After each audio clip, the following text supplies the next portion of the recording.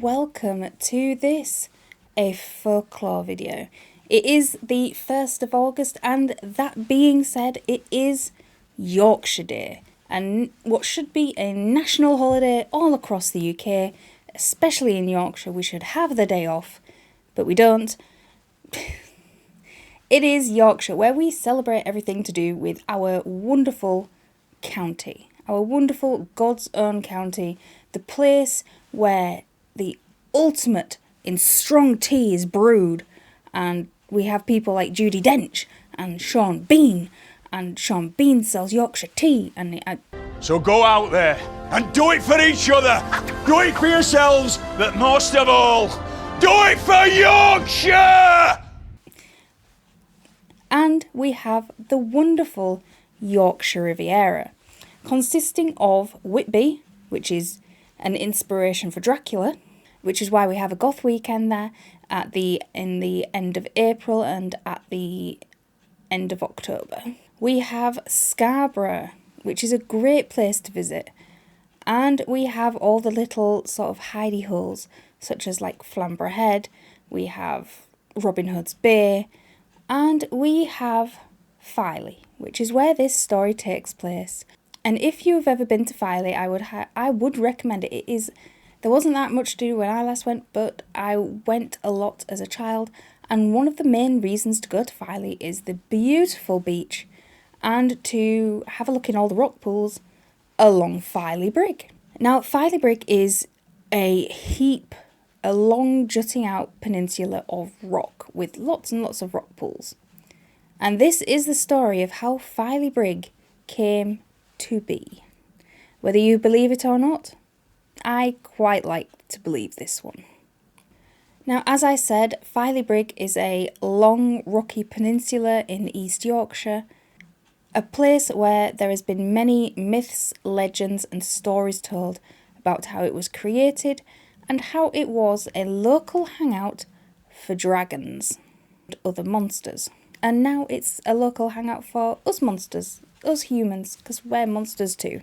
Now, of these many, many tales, we are only going to dive into one, and this is a medieval tale, and it is such that a very, very fierce dragon used to make its home at Filey, on the beach at the end near the cliffs. But despite it being highly aggressive and extremely powerful and very quick to anger, it did have one weakness. Now you might say, what is its weakness? Is it, being speared in a certain place? Is it having its tongue cut out, its head chopped off? Oh, no. We are in Yorkshire. This dragon's only weakness was its love for sticky cake known as parkin. And if you haven't had parkin before, I highly recommend it. It is a treacle-based cake that is kind of gingery. It's hard to explain. It is gorgeous. And people brought this sticky cake to the dragon in order to appease it and to let the fishing boats out, because that's how people made their money. That's how people stayed alive. But it was never enough. And the villagers kept bringing sticky cake to the dragon. They brought more and more and more and more in an attempt to get it to, go somewhere else. Go away and leave them alone, really. Stop eating them. But it never worked. So, are you sitting comfortably, ready for the actual tale? So, a couple of 100 years ago, a huge dragon, nearly a mile in length, lived in the waters of Filey. It had a habit of laying in a tidal inlet, hidden, and making a snack out of any little boats that came by or came close enough to be snatched.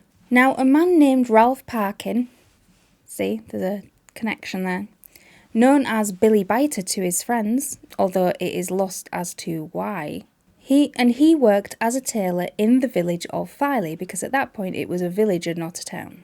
Now, one warm summer day, he made his way down to Filey Beach to get a breath of fresh air, get that sea air in his lungs, and eat the cake that his wife had made for him that he had in his packed lunch. Now, the dragon, however, was pretty bored that day. There was hardly any boats passing. It had hardly had anything to eat. and it was quite restless until it smelt the waft of cake which Billy had in his pack lunch as it drifted over the sand, and the dragon's nostrils flared. Now, the cake in question was a sticky gingerbread style cake made in Yorkshire, a staple of Yorkshire cuisine, made from plenty of oatmeal and treacle, and it made the dragon's stomach growl with hunger. Because, I mean, why should you eat fishermen when there's parking about? And it heaved its great bulk up out of the water, scaring Billy half to death. And in Billy's panic, he threw the whole cake at the dragon, who caught it in its mouth and started chomping at it with ultimate satisfaction. The taste was sublime, and that's not just because I love eating it. But this particular cake was different from all the rest. It was stickier and too rich for the dragon, who was used to more bone-crunching meals, and its teeth got stuck together. Now, very disgruntled at this turn of events, the dragon started thrashing around in the water, trying to use the water to unstick its jaws. However, nothing was working, and it repeatedly was dunking its head under the water to try and wash the cake out of its mouth, but the cake was that sticky, it just wasn't helping. I can't imagine anything worse than cake in your mouth and a load of seawater in there as well. But Billy saw his chance, and at the dragon's great distress, he jumped up and jumped on its head and yelled to his friends, neighbours, countrymen to get off their arse and come and help. And everybody climbed onto the dragon while it was flailing in the water, and all of the people's combined weight drowned the dragon in the tide. And to this day, the sticky cake which Billy used is known as parkin, named after Billy himself, after the family that made the cake and killed the Filey dragon.